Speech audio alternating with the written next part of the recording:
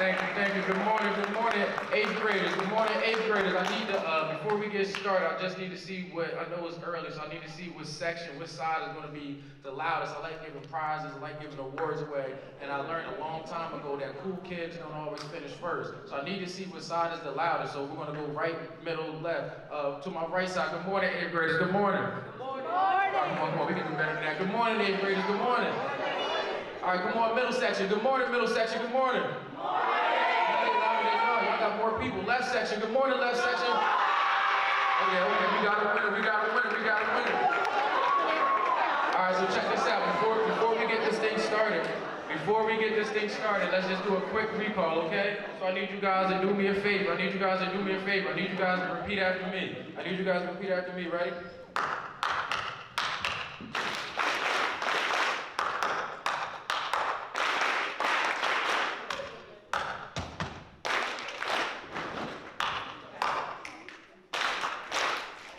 So I like doing that because it shows team, it shows unity, it shows togetherness, and I firmly believe that together everybody can achieve more. I want to thank you guys for allowing me to be here with you guys today because I just found out this is the first time you guys had somebody since COVID, right? So you guys are in 8th grade and COVID was 2 years ago, so since you guys have been in this school, you guys haven't had any speakers come, so it's an honor, so I thank you guys. As they said, I am Tavon Parker, you guys can call me TP, it doesn't stand for toilet paper. I'm born and raised in York, Pennsylvania. When I went to high school, I'm 27 now, so I graduated about 10, 11 years ago. And when I went to high school, I went to York High down in York. By a show of hands, how many people know what York is? So York's a small city about 20, 30 minutes from here. So I went to York High, I played basketball, and I was kind of good. Right, so I was able to score 1,000 points. So if you're going to the gym in my high school and you look up, you'll see Tavon Parker, 1,000-point scorer. But like as an adult, I realized scoring 1,000 points in high school doesn't really mean anything. Right? A lot of times in middle school, we might not really realize a lot of the decisions, things that we do don't equate to stuff. Right? But by a show of hands, who knows exactly what they want to do or what they want to be when they get older? So when I was in 6th grade, 7th grade, 8th grade, I kind of knew, but I didn't really know.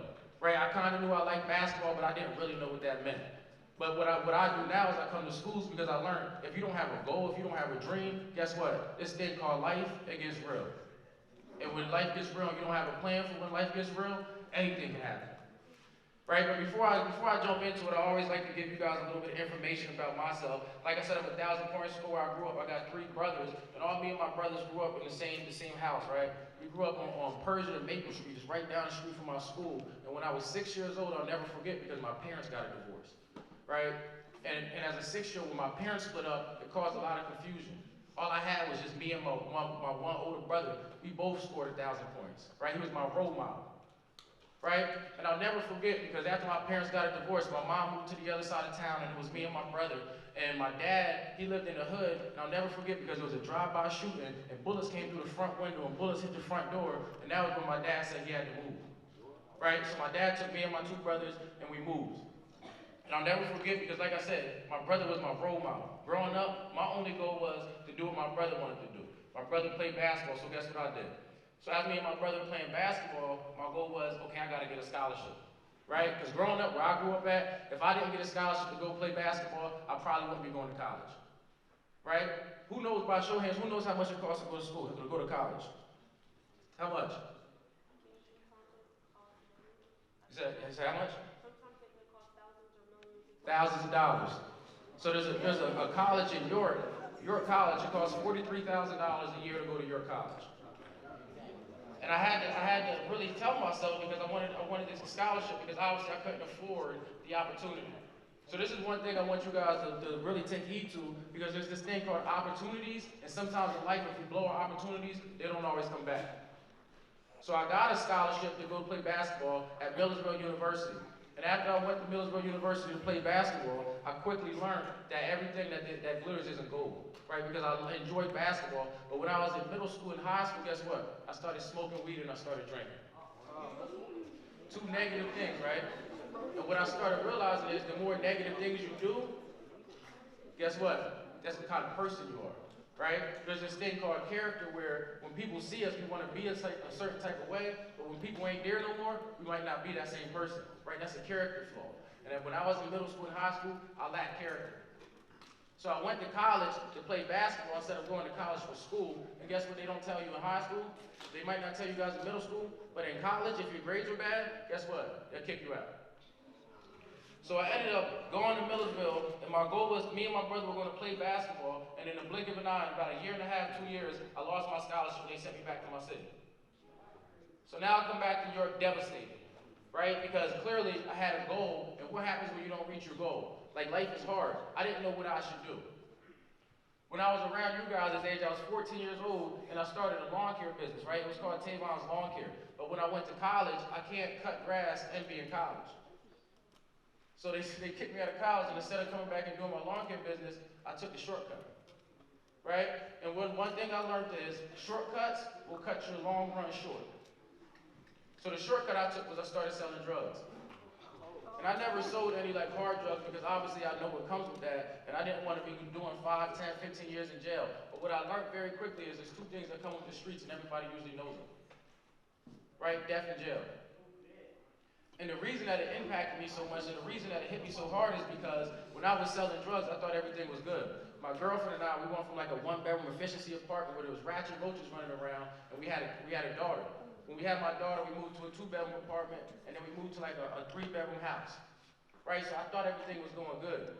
But there's this thing called building on sand. And that's one thing why I do what I do when I come to talk to kids, because the last thing I would ever want any of you guys to do is build your life on sand, and as soon as something comes and knocks your house down, guess what? There's nothing else there.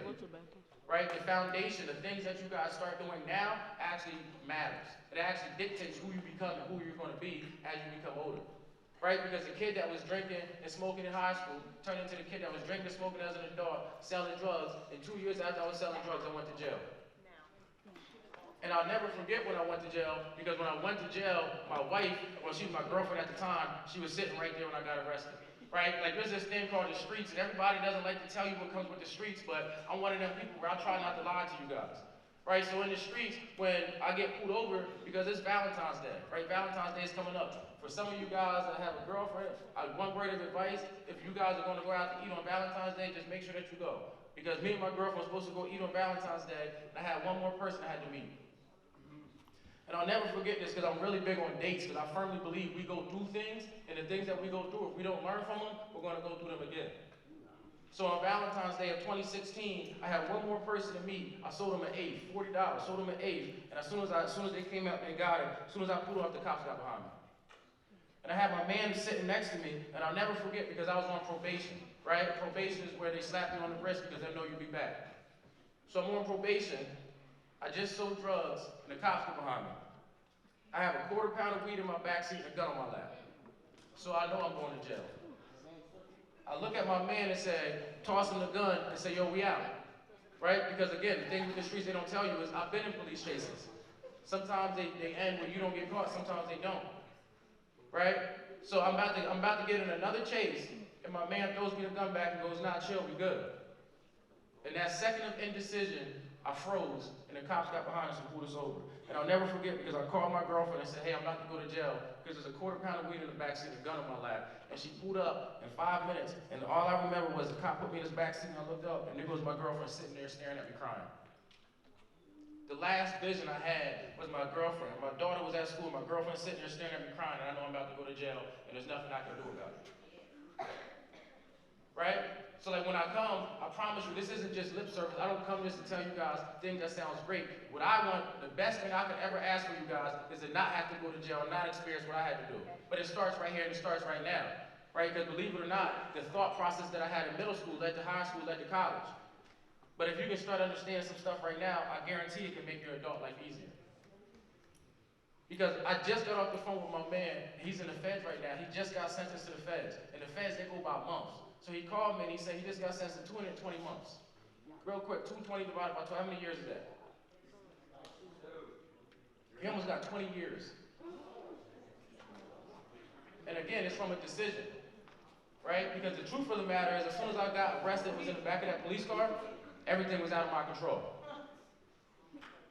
So I say that not to idolize jail, because I promise you it's probably one of the worst spots that you can go, but it took me going to jail for me to realize exactly what I wanted for my life.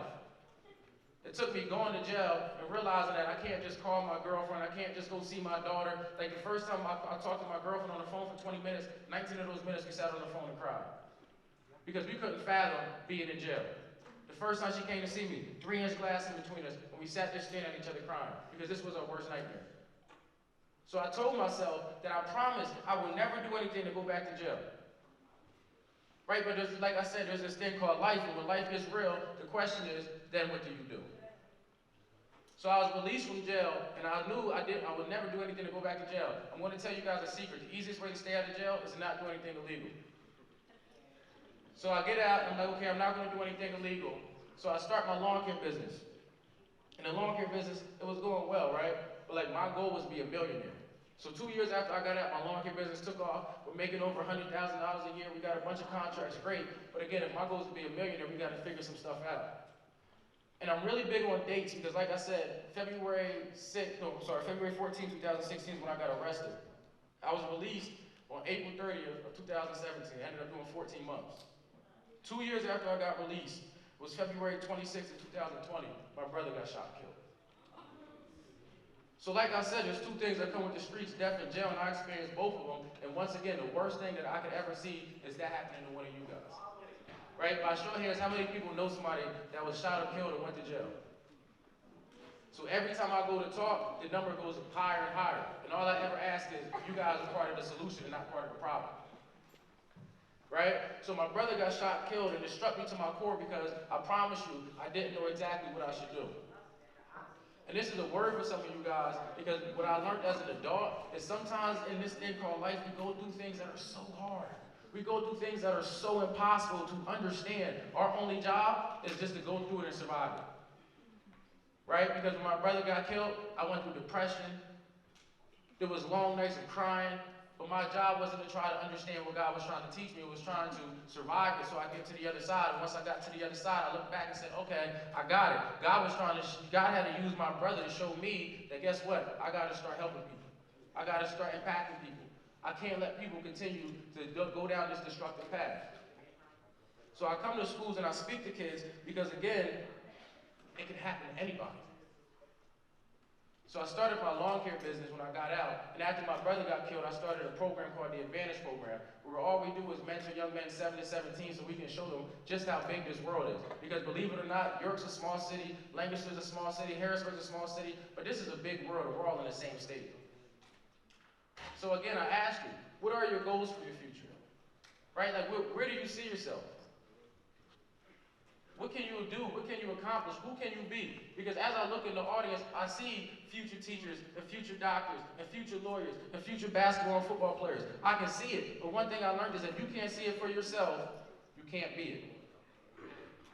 Right? Like, I can want your success as bad as I want it for you. But until you want your success for yourself, you will never be able to accomplish anything. And one thing that I learned is, in school, especially when you're young, it's hard.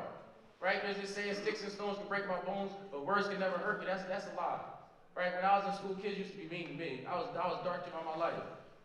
One kid told me, I'm 11:59:59. It wasn't dark enough to be midnight. He told me when he looks under his bed, he sees me. Like when you turn the lights off, that's TP. Right? But as a kid, when I didn't understand it, it hurt me. But then guess what I started doing? I started realizing, oh, okay, there's this thing called words. What I started doing was letting people that hate on me motivate and inspire me. Right? It's called a growth mindset. When you can take something negative, extract the negativity out of it, and use it to propel you to your success. So again, I have a question for you guys, because obviously I'm 27, and you guys are in 8th grade, which means you're what, 14, 15? Or is it 12, 13? 13? So the question is, who can you guys motivate and inspire? The question is, how can you use your life to be better for somebody else's? So I got a couple minutes, so I always like to tell this story because, again, this whole thing called life is about perspective. And the story is about 2 older men, right? And the 2 older men, they lived in a nursing home. I'm not sure, you guys are young, I'm not sure how many of you guys have seen the nursing home before, but it's set up like a hospital, right? Like you walk in, there's one bed, there's a curtain, and there's another bed. So there's these 2 guys in a nursing home. And they became friends, right? If you're in a room with somebody all day, you're going to start talking to them. So these two guys are friends. One guy's by the door, one guy's by the window. And the guy that's by the door always talks to my man by the window and asks him, what's outside? Like, I can't see over there. What's outside that window? What do you see? And my man that's on the bed always tells him a beautiful picture, right? Like, oh, I see a dog out there chasing his tail. I see a young man out there. He's proposing to his girlfriend. Oh, look, there's a couple kissing. There's a kid skipping. Like, he always tells, like, paints a beautiful picture, right? Like LeBron James, he just scored all them points. It's a beautiful picture. And one day, my man that was by that window, he died, right? Like, that's not the point of the story. We all have a day. But when he died, my man that was over by the door asked the nurse, hey, nurse, can you move me over there to that window because I want to see what my friend was seeing. So the nurse obliged him, right? She was like, hey, I'll do it for you. So the nurse ended up moving him, and when she moved him, my man looked out the window, and all he seen was a big brick wall, right? So he said to the nurse, he's like, yo, nurse, I need somebody to come and break this wall down so I can see all the stuff my man was telling me about. So now the nurse is like, man, you tripping, man. Who's supposed to come knock this wall down? My man was like, somebody. Nurse said no. So he was like, okay. Well, I need to know what he was out there seeing. Because there's a wall here, but he always told me about this great stuff. And the nurse looked at my man and said, you for real? You didn't know? And he's like, what do you mean I didn't know? I didn't know what? And she's like, you didn't know. After all those years and all them conversations, you didn't know. And he's like, I didn't know what? And the nurse told him that that man that was by that window that died was born blind. There was no way he could see out that window even if he tried. Everything that he told you he seen out that window was for you. And I tell you guys that story because, again, my question for you, my only ask from any of you guys is how can you use your life to impact somebody else's? How do the decisions that you make on an everyday basis impact the people that are coming after you? Because as you start getting older, some of the things that you do, like I know, I got people on TikTok. I'm team follow back. So when you guys follow me, I follow back TikTok, Instagram, Twitter, and I see the people vaping, and I see the people getting in trouble in school and the devious crimes and stuff, and it's just like, okay, if you told me that you want to be successful, but everything you're doing is unsuccessful, it doesn't make sense. All I ever ask is you guys don't lie to me. You can use your life to impact somebody else. So with that, I need you guys to do me a favor. I need everybody up on their feet. Everybody up on their feet.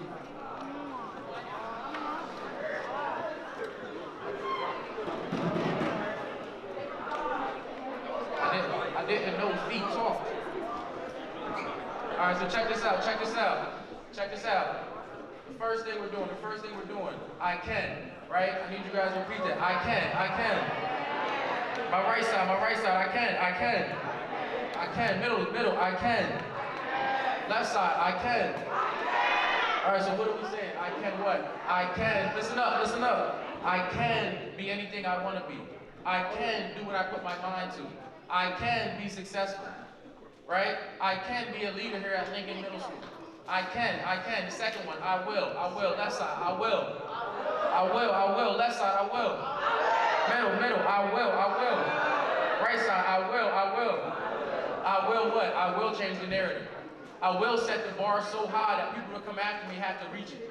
I will continue to be a role model. I will, right? Because I will be successful. And the last one, I must. Middle, I must. On my right, I must. You guys, come on. I need more energy from you guys. I must. All right, left side, I must. So check this out. Believe it or not, you guys must be successful, right? Because there's somebody that's going to come to the city of Lancaster and they're going to say, the 8th graders at Lincoln Middle School, man, they inspired me so much that I have to do this. The 8th graders that was there, they set that bar so high that when I come to that middle school, there's certain things I just can't do. Right? It's on you guys because believe it or not, all of you guys are future leaders. I can, I will, and I must be successful. Because believe it or not, you can never accomplish any goals or dreams in the cemetery or in jail. My name is Tavon Parker. I thank you guys for your time.